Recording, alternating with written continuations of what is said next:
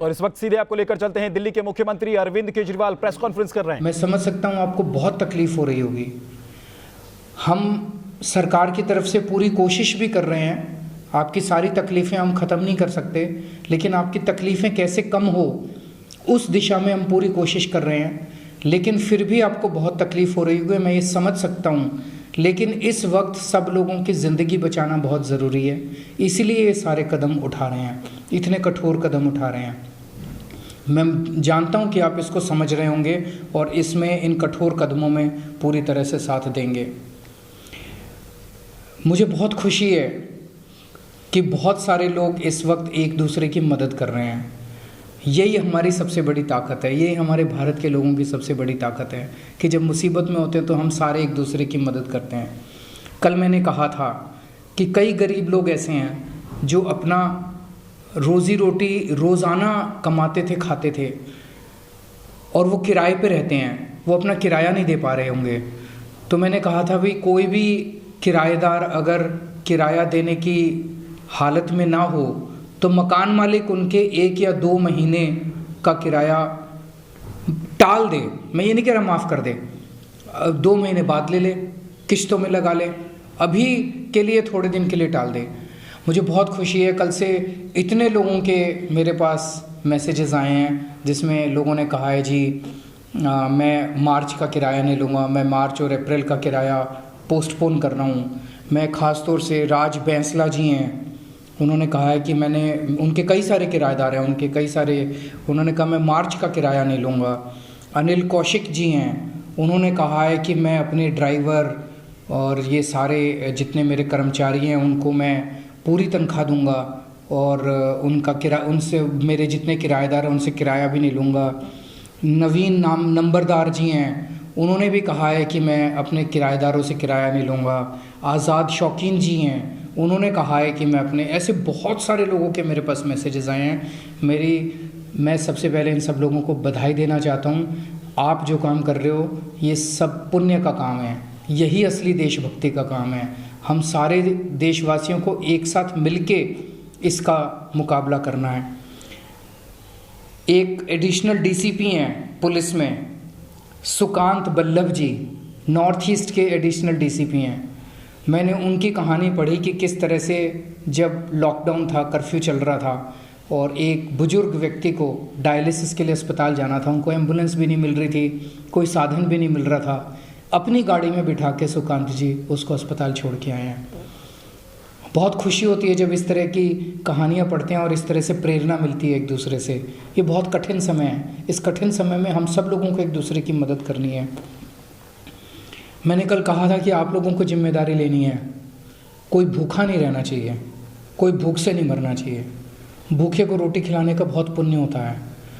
सरकार तो कर रही है, हम लोगों ने बहुत जगह नाइट शेल्टर्स में खाना बांटने का काम किया है, लंच और डिनर दोनों दे रहे हैं। जो बेघर लोग हैं वो भी आ रहे हैं। आप बेघर हो ना हो, अगर आपके पास, आपके घर में खाने को इस वक्त नहीं है, आप किसी भी नाइट शेल्टर में जाके खाना खा सकते हैं। और मैंने देखा है कि नाइट शेल्टर्स में इस टाइम भीड़ बहुत ज़्यादा होने लगी है, तो हम इनकी रैन बसेरों की संख्या भी काफ़ी बढ़ा रहे हैं और कई नई जगहों के ऊपर हम खाने का डिस्ट्रीब्यूशन शुरू कर रहे हैं। लेकिन मेरे को बहुत खुशी है कि बहुत सारे लोगों ने सामने आके खुद जिम्मेदारी, कोई कह रहा है जी मैं 10,000 पैकेट्स खाने के बांटूंगा, कोई कह रहा है, गौरव राय है, उन्होंने कहा जी मैं अपने पूरे कॉलोनी और आसपास की जितनी झुग्गी बस्तियां हैं उनकी जिम्मेदारी लेता हूं कि किसी को भूखा नहीं सोने दूंगा। मुझे बहुत खुशी हो रही है कि इस तरह से लोग सामने आ रहे हैं और लोगों के आपस में एक दूसरे की मदद कर रहे हैं। जैसा मैंने कहा, यही असली देशभक्ति है और यही असली पुण्य का काम है।